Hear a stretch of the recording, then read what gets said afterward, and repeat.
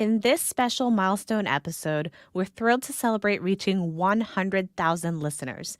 To mark this momentous occasion, we're dedicating this episode to you, our amazing audience, with a Q&A session. So what we're going to do is answer your most burning questions about parenting autistic children, sharing our personal insights, and reflecting on the journey so far.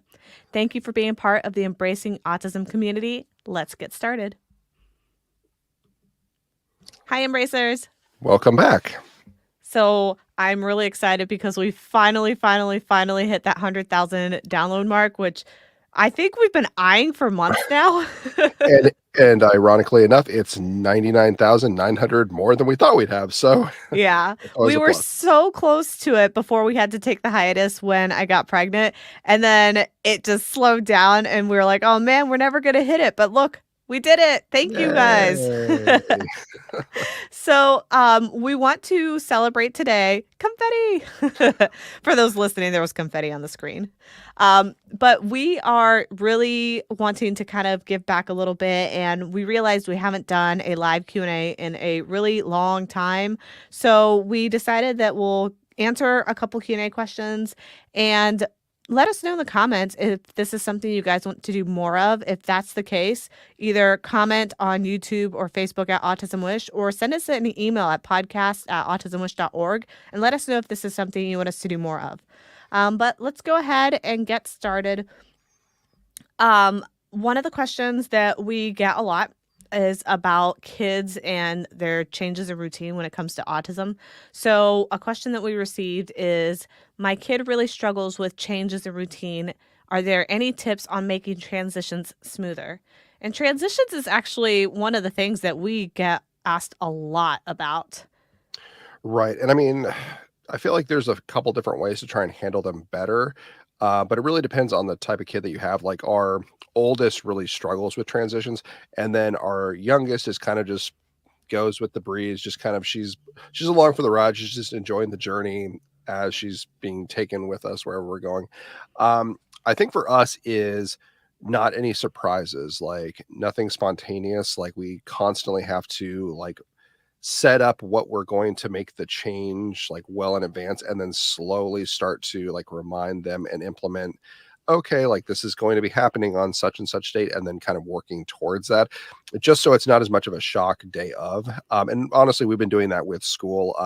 So our kids just started back today, but we had already started to prep them a week prior, and that meant everything from waking up, getting them dressed, feeding them at the scheduled time that they would for school, and then actually driving to the school as if we were going to drop them off, and then just kind of do like a loop back home. So we have to kind of go all out essentially to try and make some of the transitions a little bit smoother. Yeah, I was actually going to mention that this question falls in line really well with last week's episode, or the week before that, depending on when you're listening to this. But we were talking about how we were planning our back to school and how we'd get back to you to see if it worked.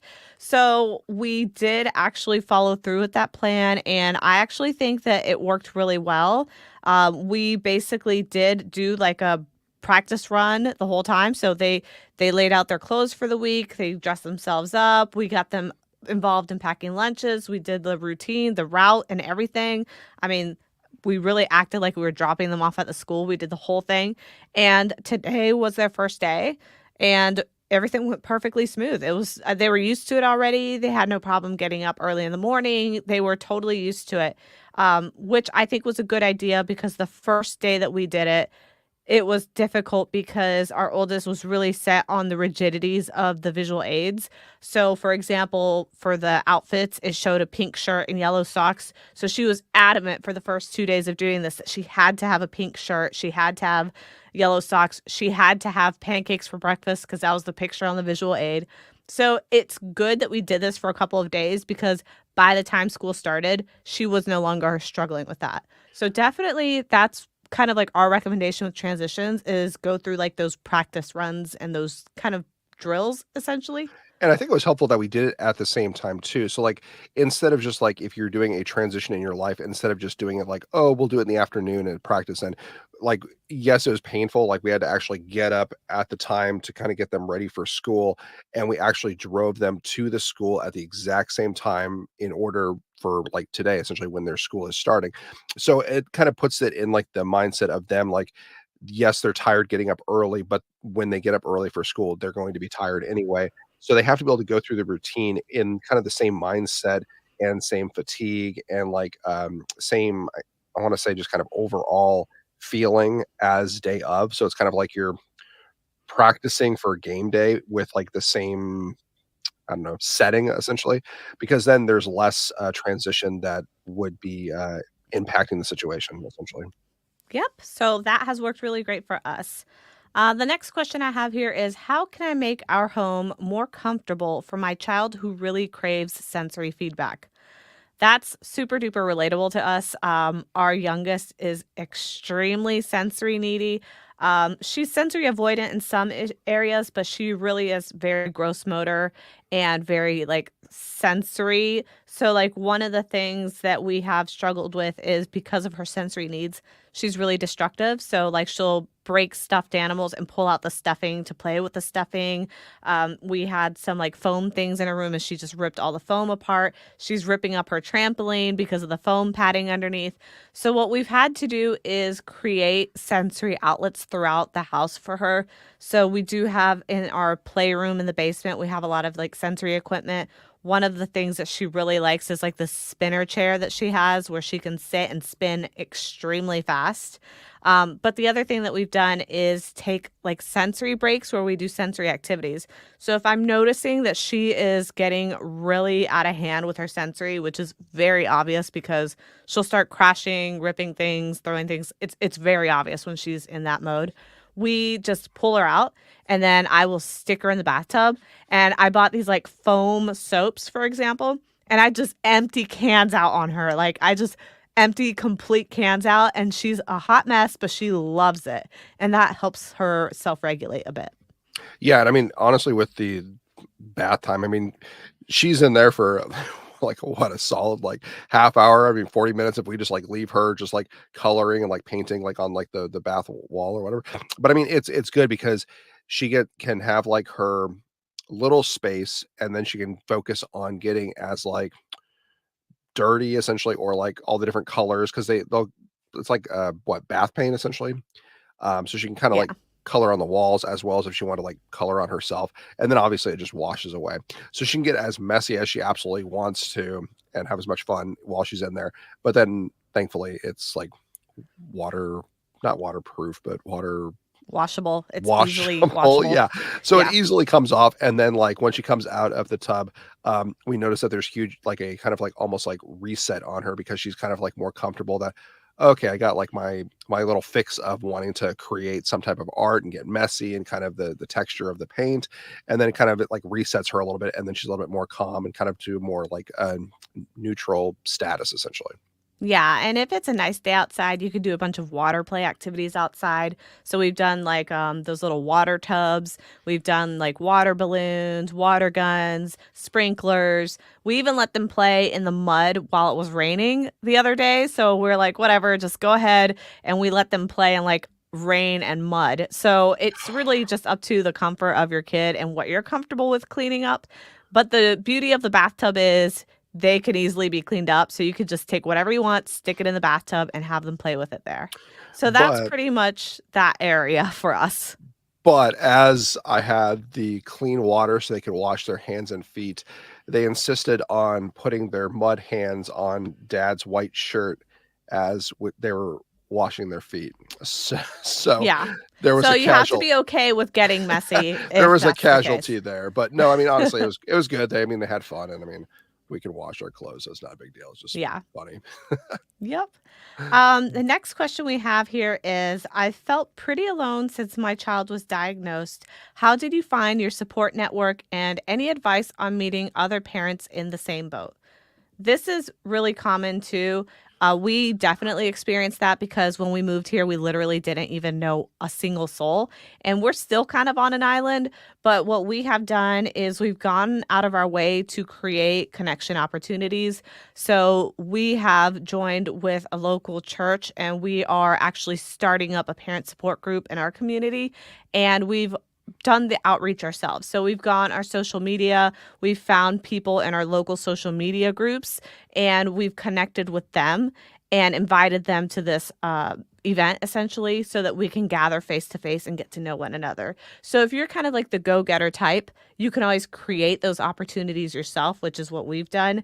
If you're not really the type to do that, or you don't have the time and resources to do that, you could still look into like Facebook local groups. There's usually a local autism group or a local special needs group or just a local community group, and reach out there and see if there's anybody who's open for like a play date or a coffee date or something like that so that you can find somebody to connect with. And it is, I mean, honestly, really easy to get isolated because like you kind of withdraw a little bit where you're kind of like, oh no, like I'm all by myself facing this situation. Like I'm not really sure how to navigate this. But I feel like everyone kind of goes through that phase. So there's like lots of little like islands where everyone feels like they're isolated. But then as you start to kind of like look within your community, you realize like, oh, I'm not alone. Like there's tons of people in the same boat as me. And then you can start to kind of build like connection groups from there. Because honestly, we're relatively new to down here. And I mean, honestly, when we moved here, we were like, okay, it's kind of just us. But then over the last couple of years, I mean, the one group that you created, I mean, you specifically created on Facebook has, I mean, kind of like a huge following now Yeah, within the there's like community. 300 people in there now. Right. I mean, and it's only been, I mean, it's only been around for A a year. year. So there are other people. It's just you have to realize like, okay, you're not completely isolated. There are people in the community. You just kind of have to find them, which is, I mean, yeah, it takes time to do so. But yeah, definitely kind of keeping an eye out. Or if you're going to therapy clinics and your kids really mesh well with another kid there, you can always ask for like or ask the parent, oh, like, can we do like a play date or something? Because we've done that before. Or through the school, if there's another kid that is playing well with your child, you can try and do like a play date with that. We've done that before. We've had some success with that as well. So I think just being more proactive and not just kind of assuming that you're in this all by yourself and there's no others or there's no other outlet to find other people. Yeah, and you'd be surprised because we live in a rural area and our group did get like 300 people. So even though we're in a rural area, there's still lots of people to connect with. So if you're in a city or suburb, it's going to be even more people. So definitely try that out. The next question I have here is, I'm trying to make sure my kid gets what they need at school. How have you made sure the school supports your child? Do you want to take that one, Matt?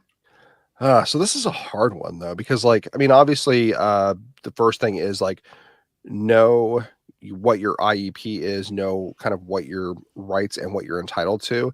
Um, but as far as like making sure like what they need, it's kind of a hard one because it also depends on a little bit the teacher as well. Because we've had some experiences where our kids have a very like nurturing teacher and they're able to connect with them because they give them the extra support that they're needing. But then we've also had situations where the teacher's a little bit more standoffish and strict and she's not getting that same like feedback. So you're kind of, I mean, in a sense, kind of struggling a little bit depending on some of the personalities. That's why the IEP is so important because it definitely enforces different components for your kid through the school system. Yeah, but there's also definitely certain things that you can do to help kind of push that relationship forward. So one of the things that I definitely recommend is trying to communicate with the teacher in advance and have those conversations going. So if you're able to connect with them before school starts, great. If not, at least during the first week or two, try to set some time, some one-on-one time, even if it's just like 10 minutes to just get to know them, introduce yourself, let them know about your concerns or past experiences, whatever it may be, and try to get on the same page.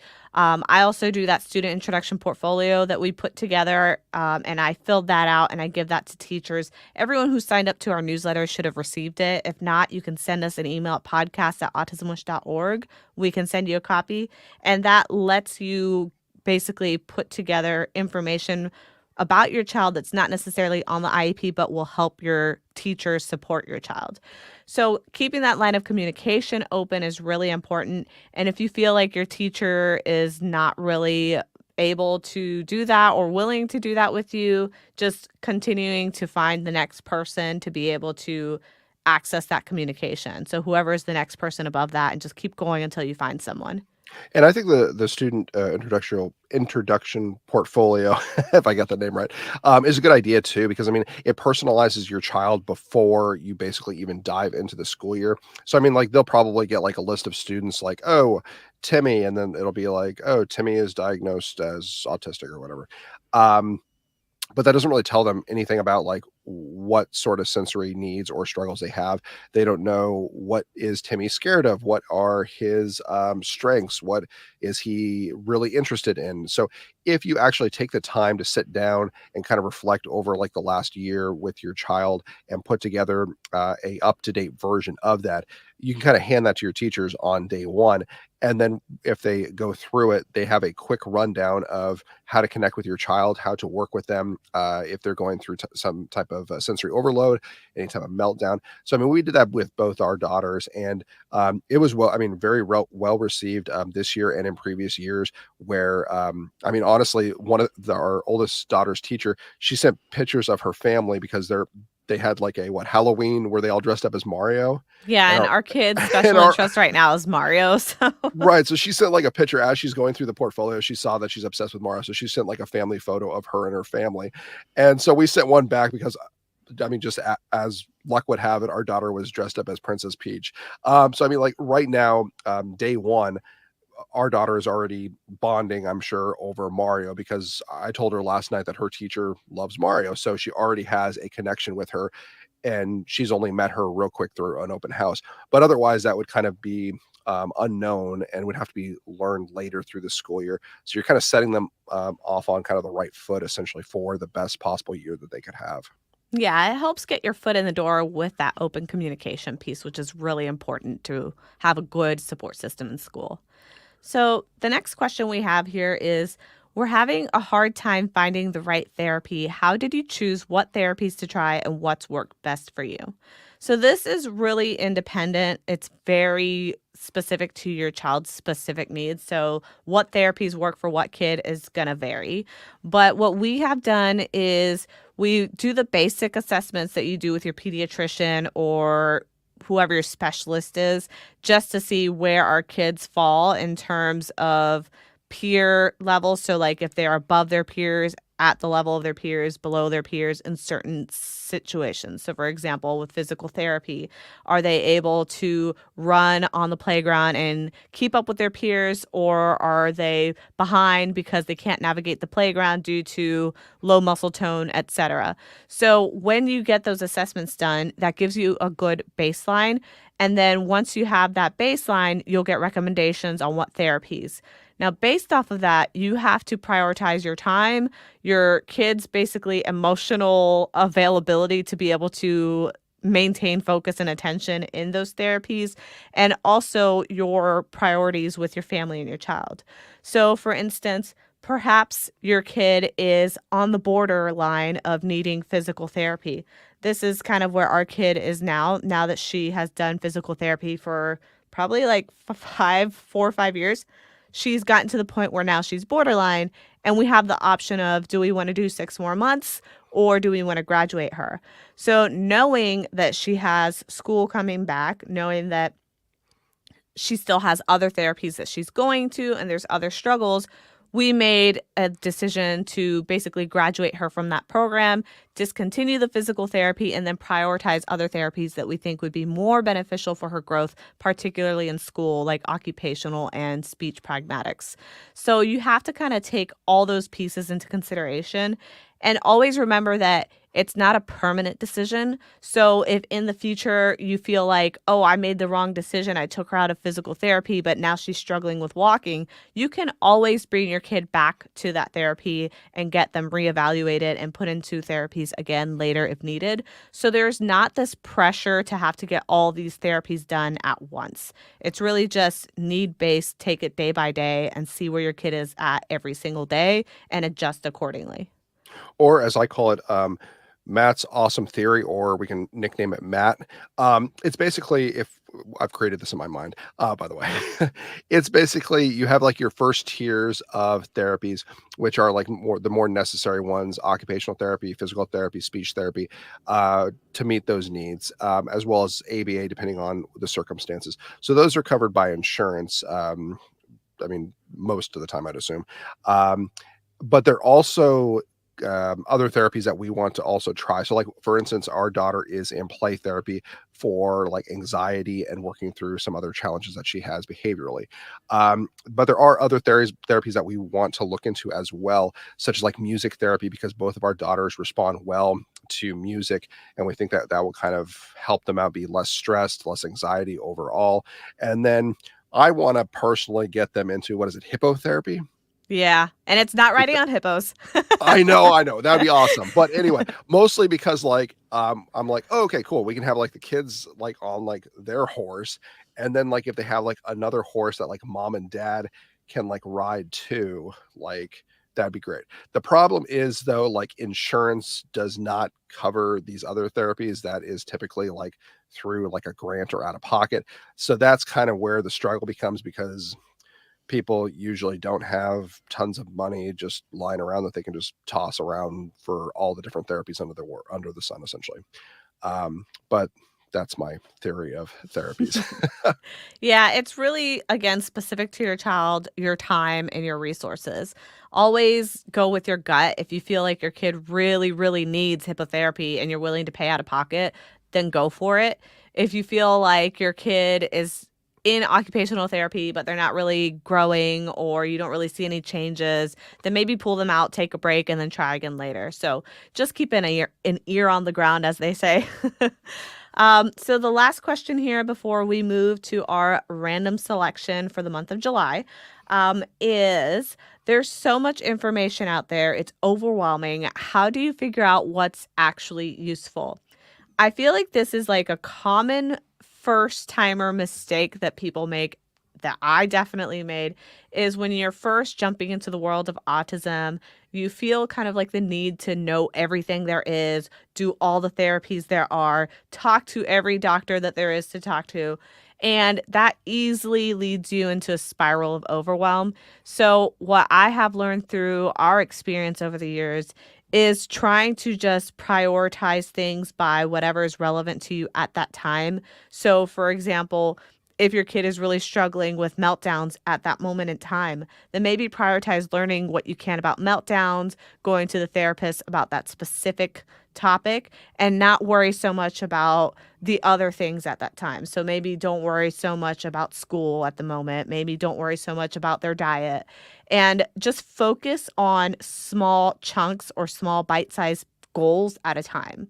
It's kind of like creating your own parent IEP. Create these actionable goals that are smart goals that you can accomplish within a window of time. If you are creating goals for yourself that you cannot time box, that you cannot set specific wins or how to determine if you have accomplished that goal, then it's probably too big of a goal. It's too vague. Don't worry about it. Yeah, I think kind of starting off with kind of the survival mentality. Um, I mean, literally, essentially, because if you focus on like what is the danger that your child essentially faces right here and now. So for us, we always focus on like the safety component first, and then kind of work to the other things that are less important, still important, but less so. So like one is like when we first started off, our daughter was putting gravel in her mouth. So that's a pretty serious thing. If she chokes on a rock, okay, she could potentially choke and die. So we need to address, okay, not putting gravel in mouth. The other thing was kind of spatial awareness. On a playground, she would climb or navigate her way to the top of the slide, but not realize that there's an opening and could potentially just like fall right off. So, serious injury, yes. Okay, we need to figure out how to address spatial awareness while navigating a playground. And then from there, you can start to navigate once she's mastered some of those other skills of like, oh, okay, how is she doing engaging in conversations with her peers? Okay, it seems a little bit awkward. She kind of just interjects into a group of friends playing without any type of introduction.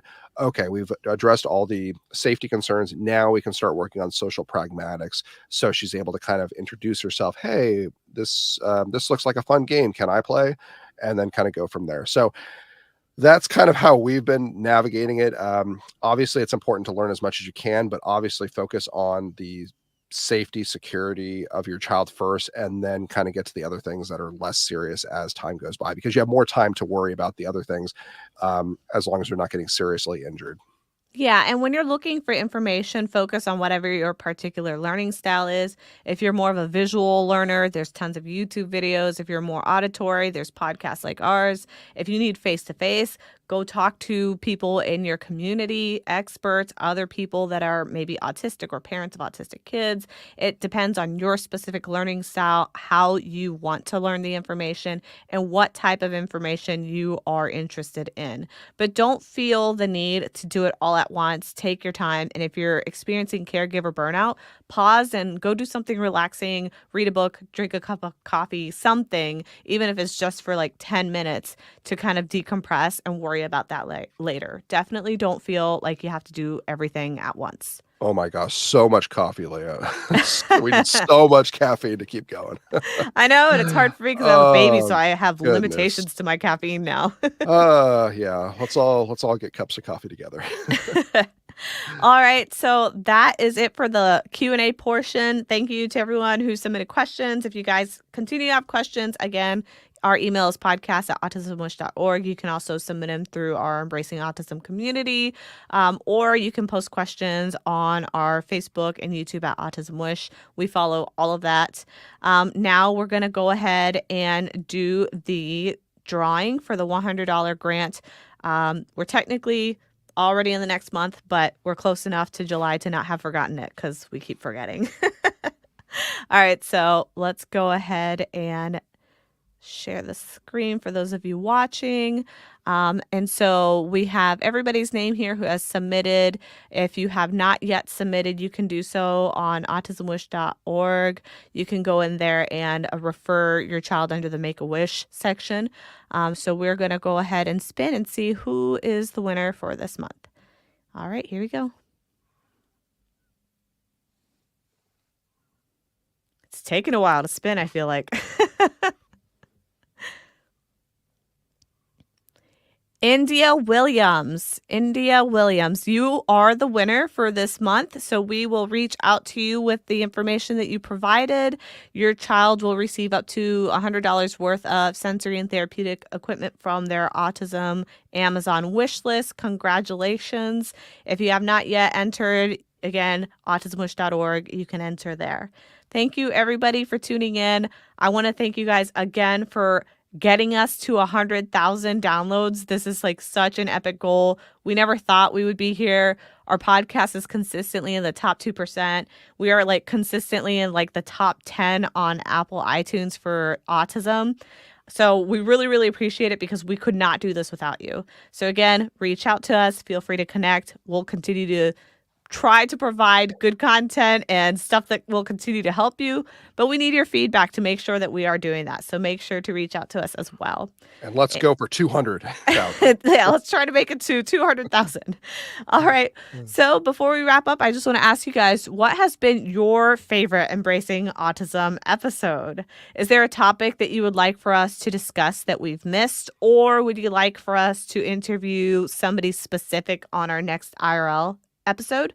If so, share your thoughts in the comments on YouTube or Facebook at Autism Wish, or continue the conversation with us on our private Embracing Autism community. And don't forget to become a member today at autismwish.org for exclusive access to that community where you can help support our mission while also connecting with others who share your journey. Thanks for hanging out with us, and we will see y'all next time. Bye. Bye.